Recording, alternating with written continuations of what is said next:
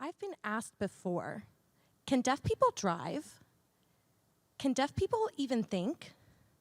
Can deaf people love? If so, how? These questions come to mind because when people think of how to navigate life successfully, they believe that spoken language is necessary to do that. But deaf people don't always have access to spoken language. We use sign language instead. Sign language is typically viewed as a language that is not real.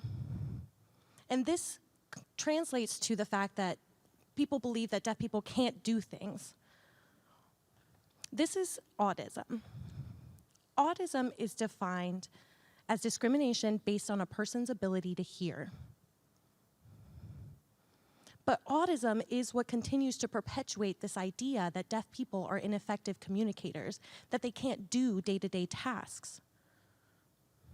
This happens through language deprivation and through the missing of other opportunities.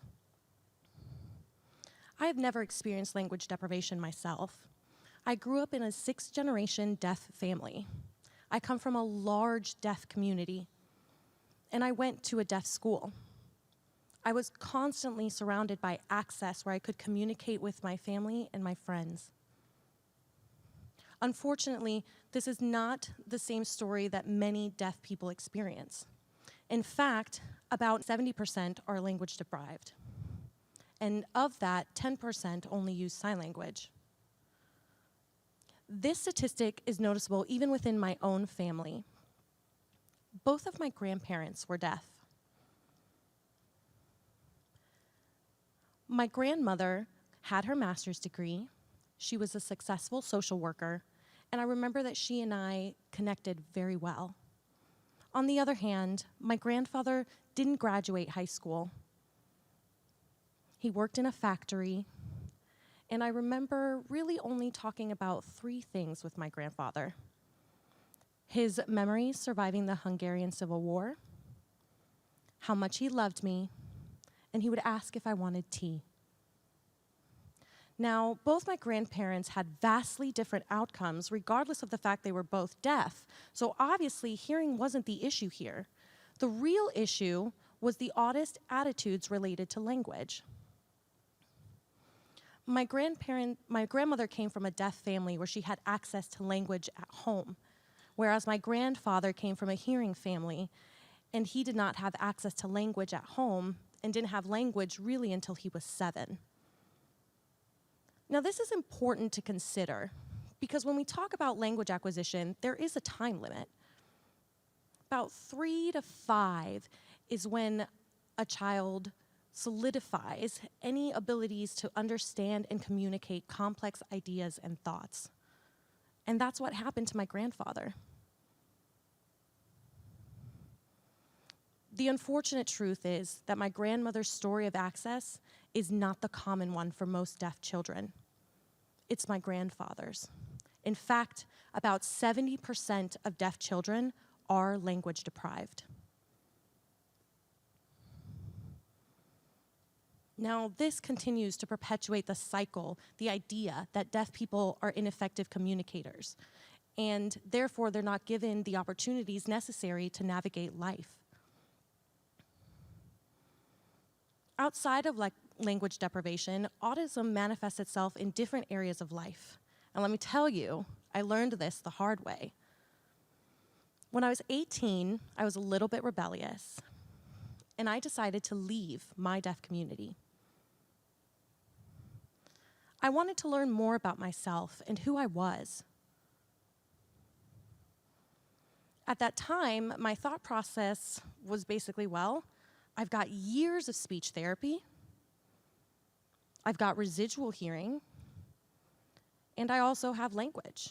I figured that I could use those things to successfully assimilate into society. What I didn't realize at the time is that the projections that society put on me to fit in, to be quote-unquote normal, manifested themselves as internalized autism. I really believed that if I stayed in the deaf community, my life would become limited. When I got to the University of Hawaii, I got my first job there, and I was so excited to be actually hired, me, a deaf person, helping hearing students. I thought, wow, society's really changing for the better.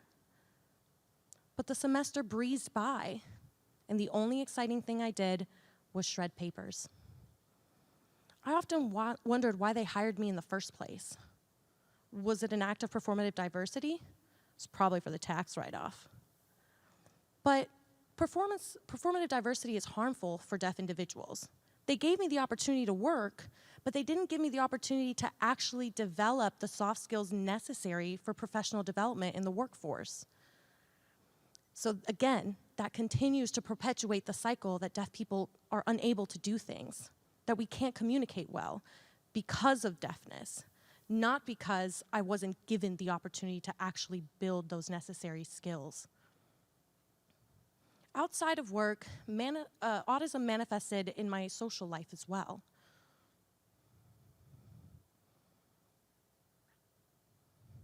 I experienced what the deaf community calls dinner table syndrome. This phenomenon gets its name from the idea that deaf people in a hearing family are sitting at the table and they can't build the connections necessary with their family to communicate and be involved with them in the same way. I experienced this for the first time ever in my life. In my group projects and when I was in social settings, I felt like my voice wasn't heard, it wasn't valued, because my voice wasn't a traditional one. Despite that, and despite feeling defeated and having feelings of self-worth, I would go back to my dorm room and I would feel like I could relax and breathe. The reason for this was because my roommate was a CODA, a child of a deaf adult, which meant that she had deaf parents.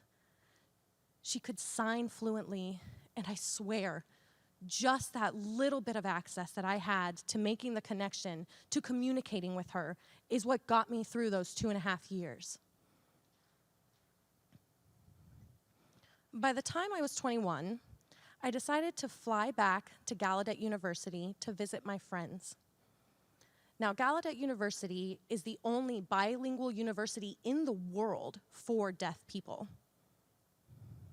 And I remember arriving there and feeling overwhelmed at the fact that I could connect with whoever, whenever I wanted. And for the first time in a while, I felt like I was seen as a human.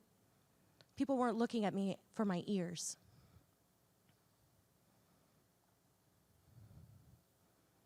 Often, when I think of an ideal world, everyone would know sign language. That would be nice, right? But obviously, that's not practical. So what we can do today is start including deaf people in the conversations about diversity and inclusion. We need to recognize that, yes, I am deaf. Yes, I can drive. Yes, I can love. Yes, I am capable of thought. I am human, just like you. Just because a world without spoken language seems so hard to fathom, it doesn't make sign language any less of a language. And for me and for the millions of deaf people around the world, we deserve access to language. We deserve to experience and witness the power of language, the power of real, authentic human connection. Thank you.